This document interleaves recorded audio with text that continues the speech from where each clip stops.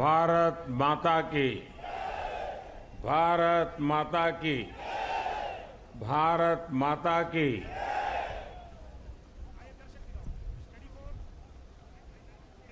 आज प्रातः मैं बेंगलुरु में था। सुबह बहुत जल्दी पहुंचा था।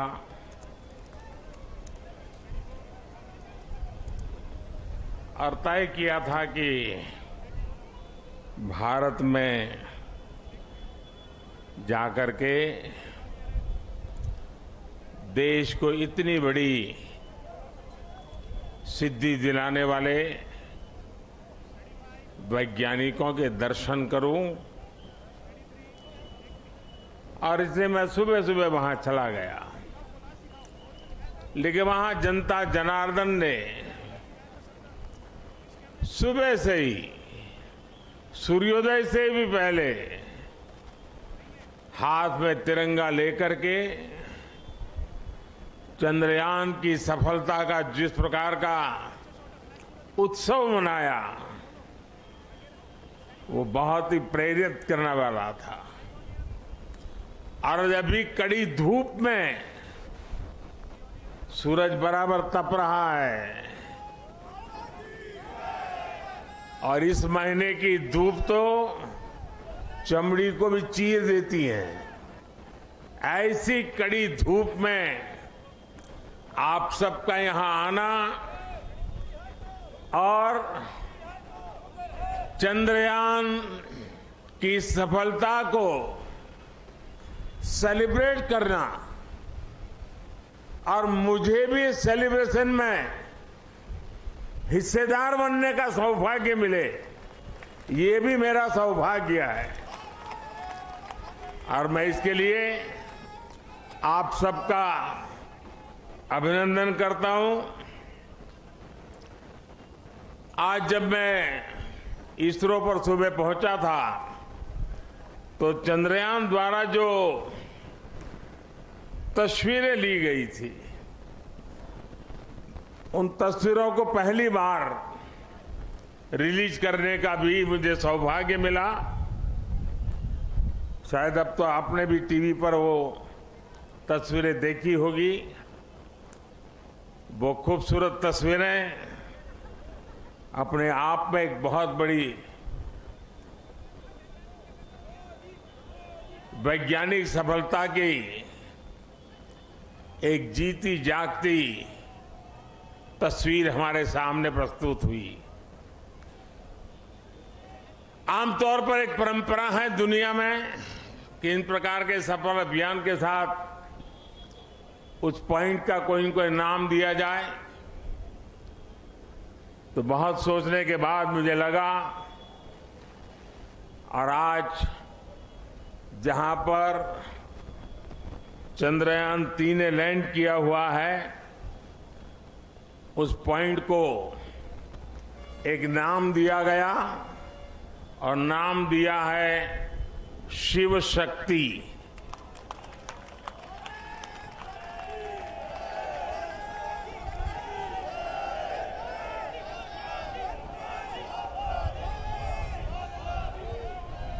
और जब शिव की बात होती है तो शुभम होता है, और शक्ति की बात होती है तो मेरे देश की नारी शक्ति की बात होती है।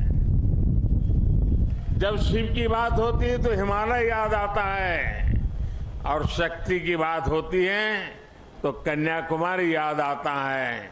हिमालय से कन्याकुमारी तक की इस भावना को उस पॉइंट में प्रतिबिंबित करने के लिए इसका नाम शिव शक्ति तय किया है।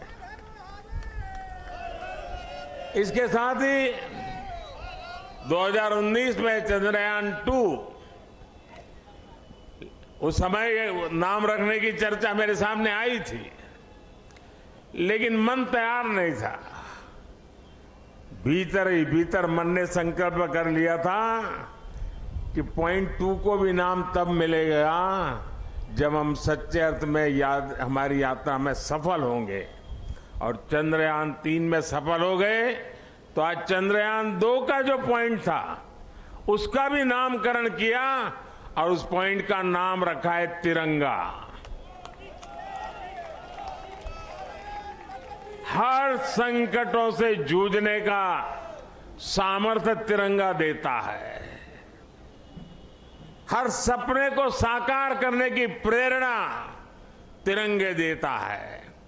और इसलिए 2 में विफलता मिली, 3 में सफलता मिली, तो प्रेरणा बन गई तिरंगा। और इसलिए जो पॉइंट 2 चंद्रयान 2 जो पॉइंट के रूप में अब तिरंगा के रूप में जाना जाएगा। और भी एक महत्वपूर्ण बात आज सुबह मैंने कही है। 23 अगस्त भारत की वैज्ञानिक विकास यात्रा में एक मील का पत्थर है और इसलिए हर वर्ष भारत 23 अगस्त को नेशनल स्पेस डे के रूप में मनाएगा। साथियों, मैं पिछले दिनों ब्रिक्स समिट के लिए साउथ अफ्रीका में था। इस बार साउथ अफ्रीका के ब्रिक्स समिट के साथ साथ पूरे अफ्रीका को भी वहां निमंत्रित किया गया था। और ब्रिक्स समिट में मैंने देखा शायद ही दुनिया का कोई व्यक्ति हो जिसने चंद्रयान की बात न की हो, बधाई न दी हो। और जो बधाइयां मुझे वहां मिली है वो आते ही मैंने सब वैज्ञानिकों के सामने उनको सुपुर्द कर दी है और आप सबको भी सुपुर्द कर रहा हूं कि पूरे विश्व ने बधाइयां भेजी है। साथियों, हर कोई ये जानने का प्रयास करता था चंद्रयान की यात्रा के संबंध में, ये कालजयी उपलब्धि के संबंध में और नया भारत, नए सपने, नए संकल्प और नई सिद्धि एक के बाद एक दुनिया के अंदर एक नया प्रभाव अपना भारत के तिरंगे का सामर्थ्य अपने सफलताओं के आधार पर, अचीवमेंट्स के आधार पर आज दुनिया अनुभव भी कर रही है, स्वीकार भी कर रही है और सम्मान भी दे रही है। साथियों, ब्रिक्स समिट के बाद मेरा ग्रीस जाना हुआ। 40 साल बीत गए, भारत के किसी प्रधानमंत्री ने ग्रीस की यात्रा नहीं की थी। मेरा सौभाग्य है कि बहुत सारे काम जो छूट जाते हैं मुझे ही करने होते हैं।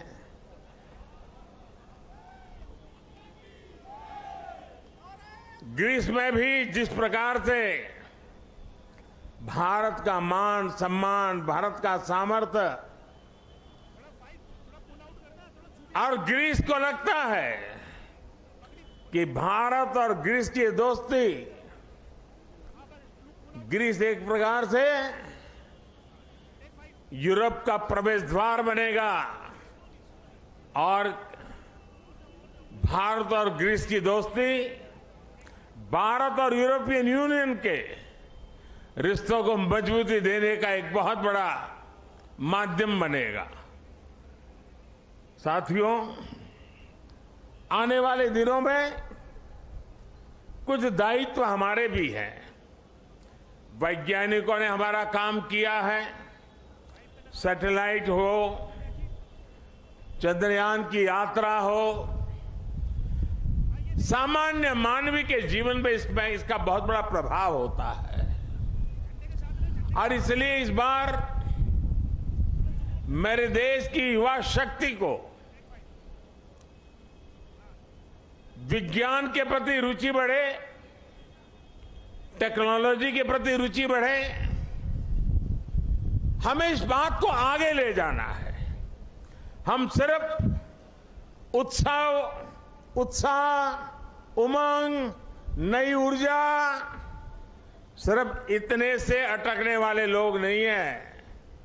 हम एक सफलता प्राप्त करते हैं तो वहीं पर मजबूत कदम रख के नए उछाल के लिए तैयार हो जाते हैं।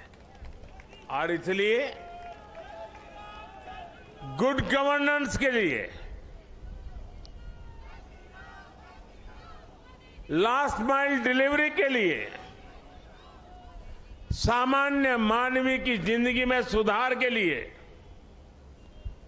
ये स्पेस साइंस कैसे काम आ सकता है, ये सैटेलाइट कैसे काम आ सकते हैं, ये हमारी यात्रा कैसे उपयोगी हो सकती है, उसको हमें आगे बढ़ाना है।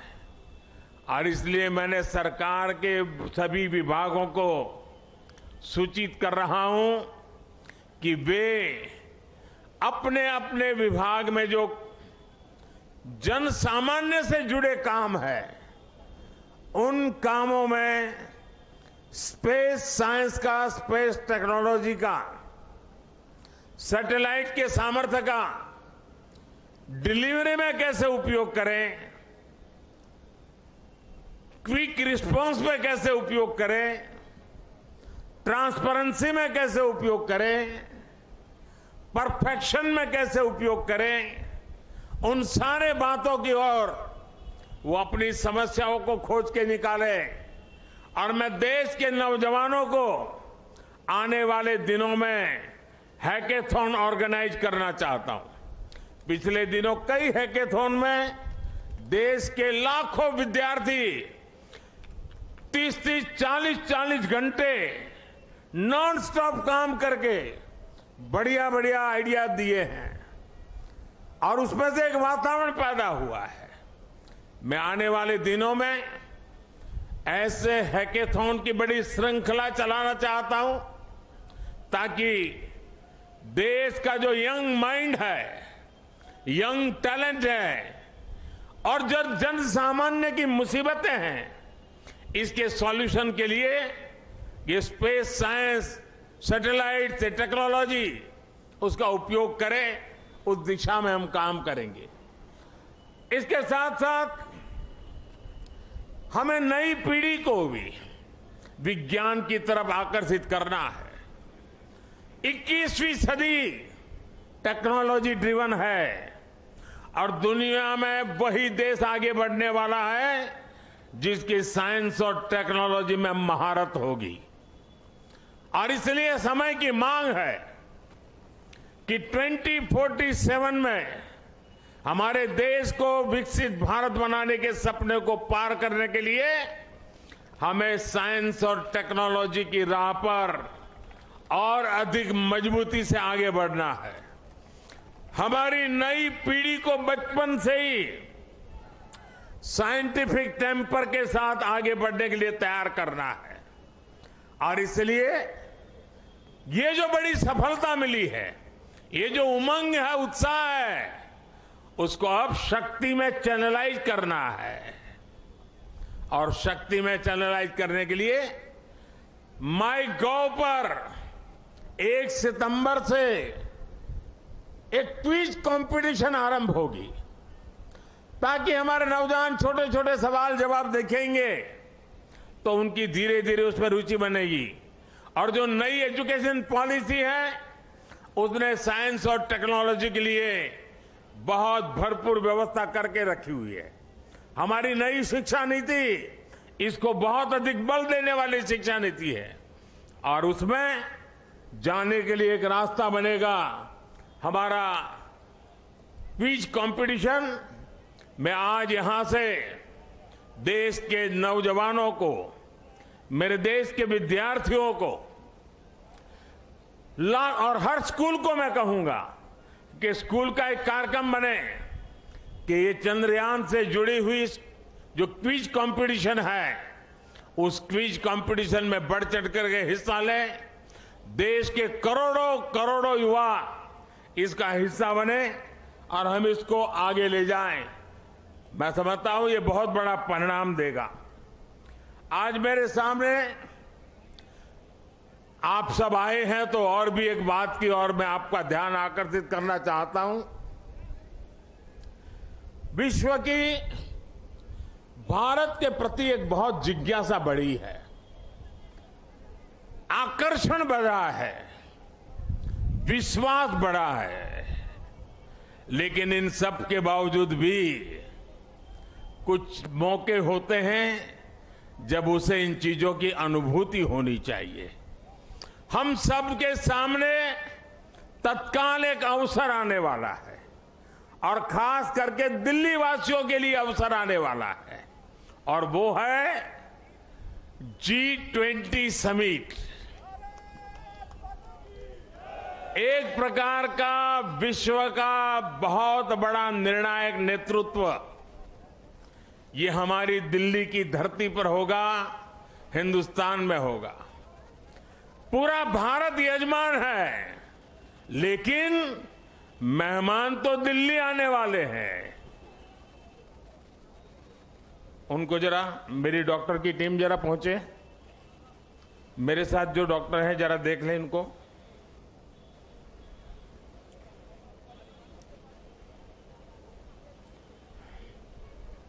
उनको हाथ पकड़ के ले जाइए, बिठा दीजिए कहीं और जूते वगैरह खोल दीजिए।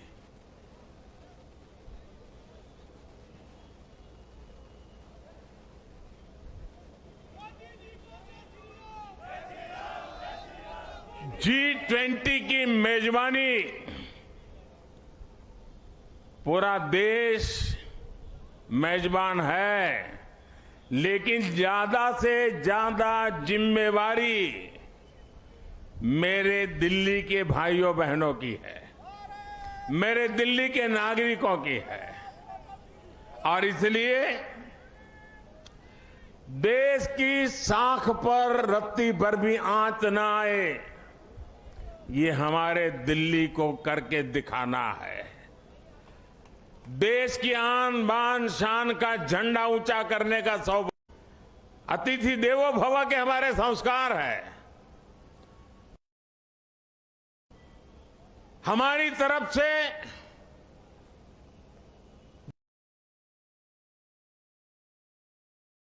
जितना ज्यादा मान सम्मान स्वागत हम दुनिया को देंगे, वो सम्मान अपना बढ़ाने वाले हैं, हमारा गौरव बढ़ाने वाले हैं, हमारी साख बढ़ाने वाले हैं।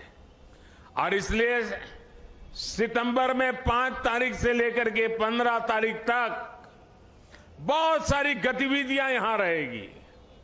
मैं दिल्ली वासियों से आने वाले दिनों में जो असुविधा होने वाली है उसकी क्षमा याचना आज ही कर लेता हूं, और मैं उनसे आग्रह करता हूं, ये मेहमान हम सबके हैं।